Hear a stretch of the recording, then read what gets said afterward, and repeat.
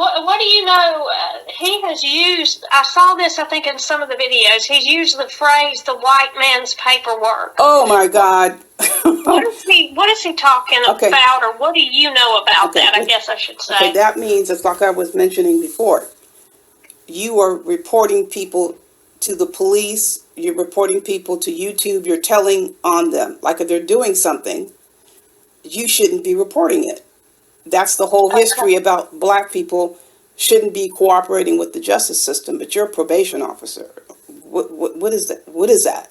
Like you should not be talking. And this is the main reason why in the black spaces, they feel secure about doxing you, attacking people's kids, threatening you, and all of because you aren't supposed to tell. So this safety for me to be in these spaces and I can just say whatever I want, and how dare you snitch. So that's why he calls it the white man's paperwork, turning people in. Yes, definitely. Which he does that's what he does for a living, is white man's paperwork. It's just like, what are you doing, you know? This doesn't make any sense. All right. And then false allegations of pedophilia. What is that? That part I don't know. He's accusing, there's a person who is a reverend. His name is Gerald Palmer.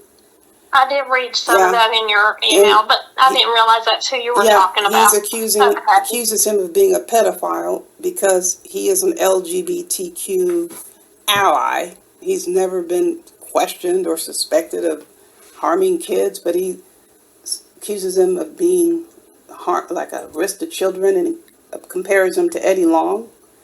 You know who Eddie Long is?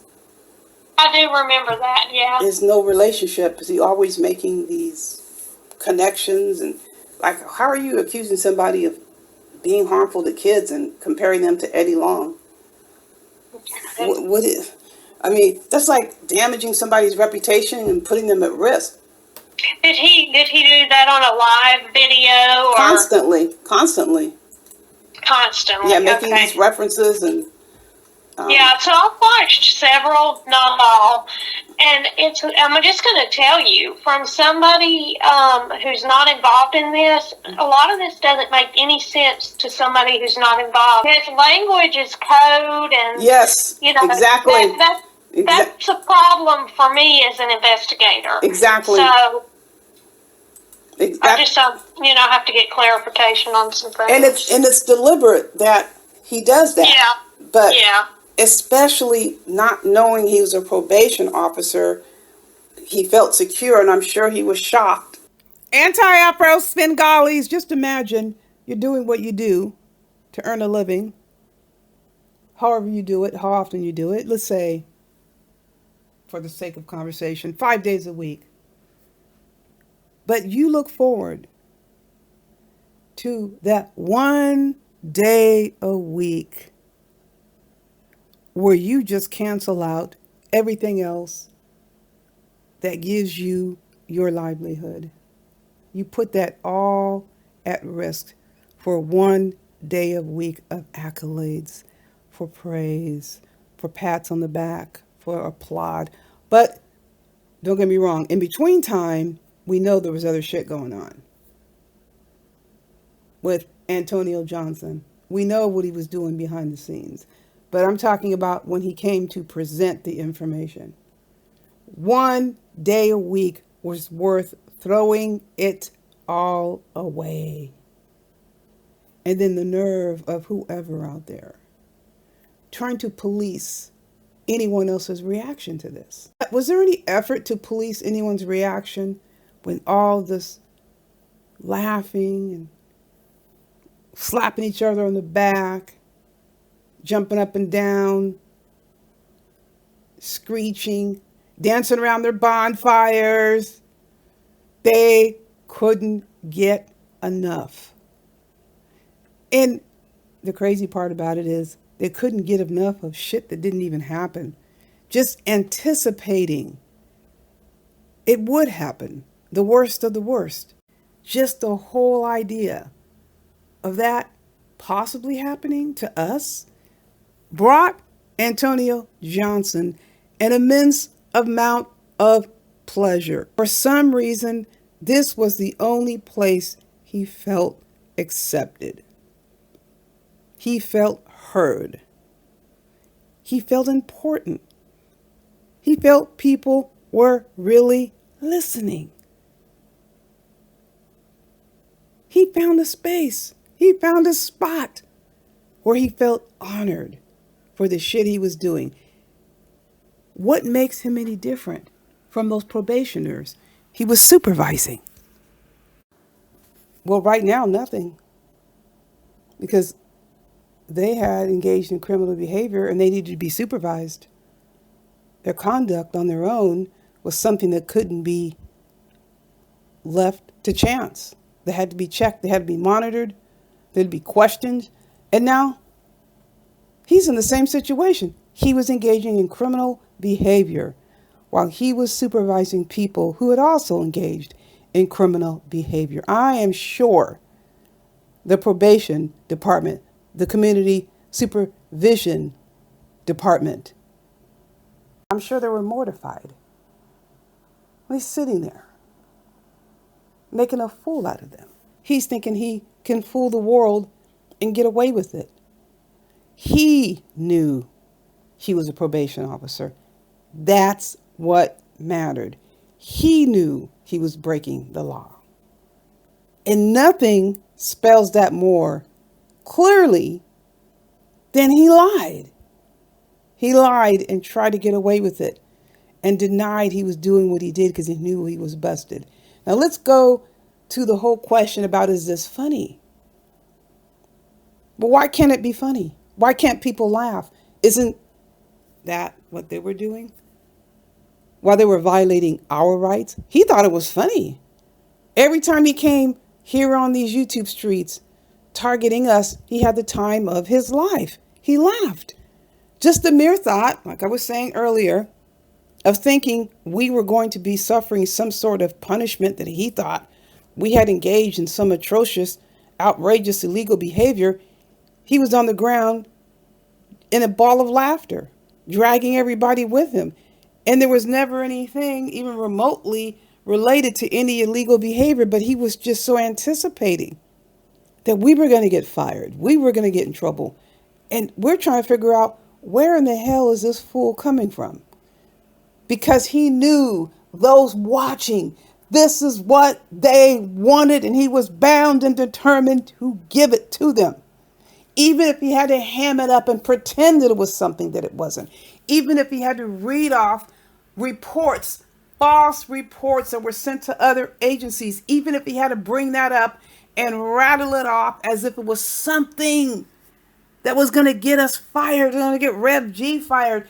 At least it was something he could read and put elbow grease into it and make it appear a law had been violated, and here we go.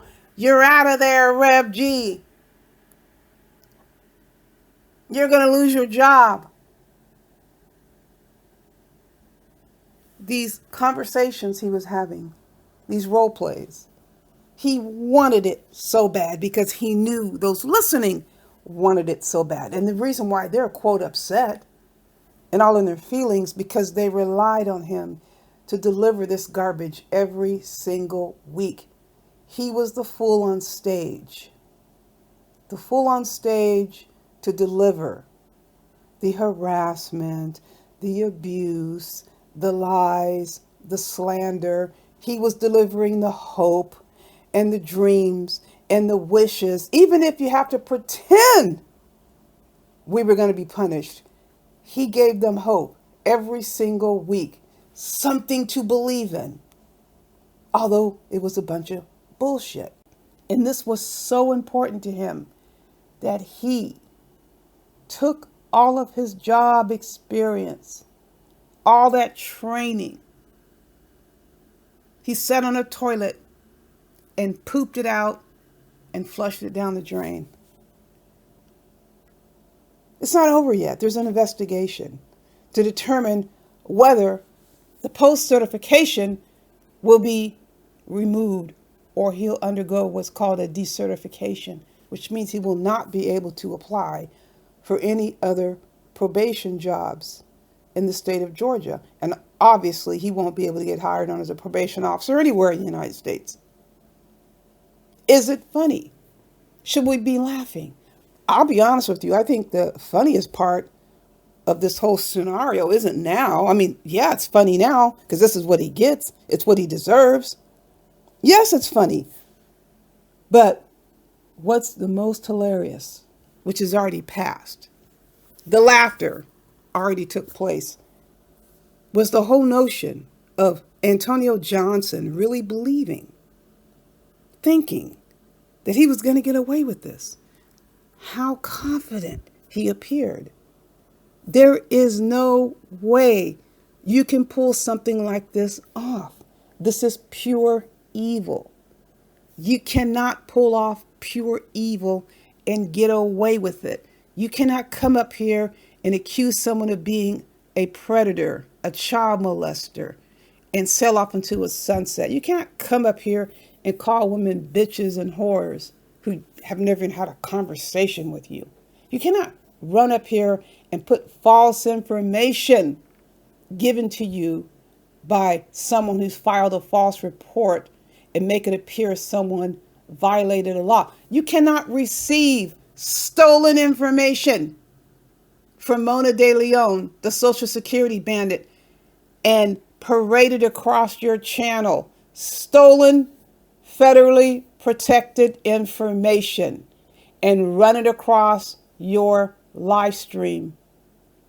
These are criminal offenses where you are a peace officer with certifications and think you're going to get away with it. And just feeling this whole air of you can't touch me. Whenever anybody has that attitude, when they are doing wrong, that's the most hilarious point of the whole scenario. Yes, this is funny right now. It's not quite icing on the cake because the certification needs to be removed. But the funniest part already passed. But if you want to laugh now, laugh. It's well deserved. He laughed every single week. So did those other fools. They're just now torn asunder because there's no one right now dumb enough to follow right behind him and do what he did. He was the dummy of the day, dummy of the hour, dummy of the week. There have been others, many others, who have suffered similar or the same fate. They did what they did and they lost. They're not doing what they wanted to do with their jobs. They either lost their jobs or were removed from positions that they didn't want to let go. They were transferred. They were ran out. They were forced to resign. They were straight up fired. They're so angry and they continue to run around here making up all kinds of shit. All of these things happen because why? They were the dummy of the day. They were dummy of the week. They were dummy of the hour. Look at me, look at me, look at me. I'm attacking Rev G. I'm attacking AAS. I'm attacking all of their friends and supporters and innocent bystanders and those who won't attack them. Look at me. Give me all of the attention. Wasn't worth it. So now, when the guillotine comes down, they want to change the situation and call it the AFW. Is the AFW playbook? The AFW playbook means you don't get your ass fired because of YouTube. And none of us have received any consequences, no punishments, because someone on YouTube called or filed a complaint against us. That has not happened. Has not happened, and it won't happen. And the reason for that is that we're not violating any rules or regulations. We can decide if and when and how, where to respond to any and everything that has ever been said about it. This is our decision, and when and how we do that is our choice. It doesn't matter how long ago it was. We can speak on whatever we want to speak on. We can file complaints and reports on whatever we want to file complaints and reports on. That will always be our decision. If you are dumb enough to follow behind these fools, well, the consequences are yours to bear. I don't feel one iota of guilt, nothing nothing bad for Antonio Johnson. Why the hell should I feel bad for Antonio Johnson? Give me one reason I should feel bad for Antonio Johnson. Antonio Johnson never felt bad for any of us. Why the hell am I feeling bad for someone who doesn't give a shit about what he said and did to us or any innocent person who never did anything to him? No, there is no negative, bad feeling whatsoever associated with Antonio Johnson getting his ass fired. He deserved it. It's not over. It will not be complete until that post certification is revoked and he has decertified on his record. That's what needs to happen to any public servant who does what he did. And there are others who deserve the same fate. You stole the information and or you received it and passed it around. That is a federal offense and you need to suffer the consequences, just like they would expect us to suffer consequences. If someone had given us their stolen private information that is guarded by federal law, if we received that information, if we stole that information and started passing it around on YouTube and started blurting around in whatever form we wanted to and shared it with people and passed emails around and text messages, however we passed it around, you had damn well better believe they would have filed complaints and they would expect consequences. They are filing complaints or have filed complaints when there was no wrongdoing, which Gerald so correctly pointed out today. They filed multiple complaints and when there's no wrongdoing.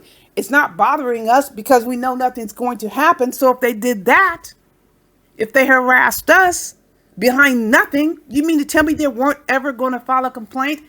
If we actually violated their rights, they were going to say nothing and say, "Oh, don't call Rev G's job. Don't call on AAS. We don't want her to lose her job.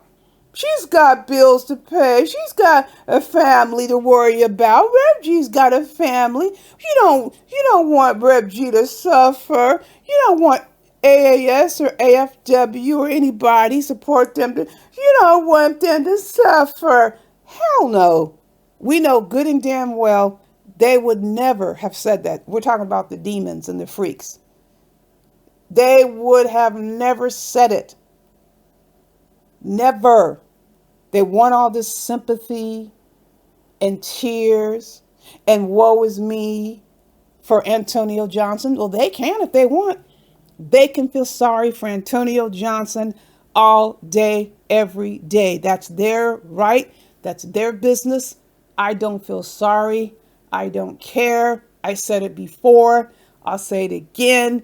If he ends up under a bridge with no teeth in his mouth, I don't give a damn. He didn't give a damn about me. He didn't give a damn about my friends.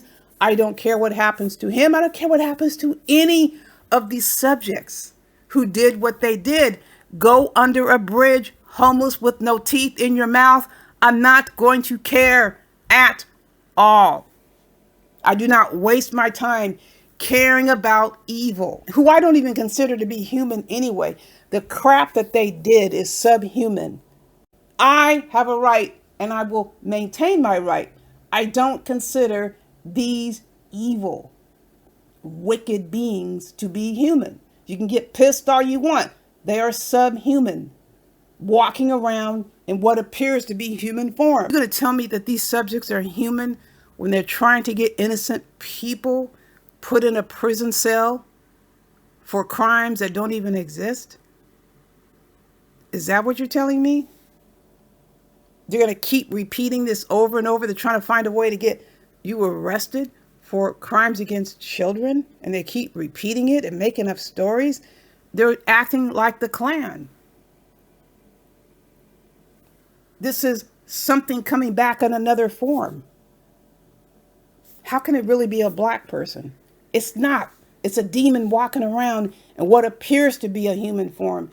This is pure, unadulterated, demonic formations that are subhuman. Yes, of course, being properly identified strikes a nerve. Although when these subjects go about perpetrating their atrocities, they expect compliance from their targets. They expect their targets to have no reaction and to simply accept whatever they dish out. Well, being properly identified should not bother these subjects, but they want to continue to go around doing what they do without being properly identified. Well, I'm not going to deprive them. I'm going to continue to identify these subjects and call them out accordingly. And of course, I got more coming your way. In the meantime, buyer beware.